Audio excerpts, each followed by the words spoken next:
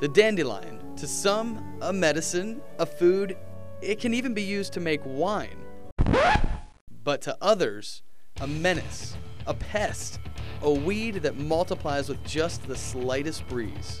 For those who have had enough, we want to put some home remedies to get rid of them and other weeds into action. Now, to get ready to tackle this project, we're going to take a quick stop in here at the grocery store and get a couple things that we need to take care of some of these dandelions, and then we'll be hitting the lawn. The good news, you probably have many of these things at home already, but let's assume you don't. We're here to grab some dish soap, which I'll admit I have some questions about, some rubbing alcohol, and finally, some vinegar. So how much does it all cost? Relatively cheap solutions, only $5 altogether. But what if they don't work? I want to be ready. Just in case the alcohol, the dish soap, or even the vinegar don't work, we're going to make one more stop. We're here at Lowe's, and we're going to pick up one other piece of equipment that's a surefire way to get rid of dandelions, but it is a lot more work. Just for fun, we went ahead and got the big tool as well, but the cost is bigger too. Total price tag, $30. Now, before we get down to work, I'm going to change, get into some more comfortable clothes, and then we'll get outside.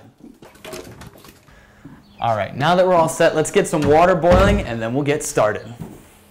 Our first remedy is actually free. We just need boiling water. The water is on the stove, and then, while this experiment clearly isn't following science fair regulations, I wanted to keep track of where I was going to work. Our water is almost ready, so I'm getting the vinegar into our spray bottle. All right, let's go. We have to be quick and careful because it's still supposed to be boiling when it actually hits the dandelion.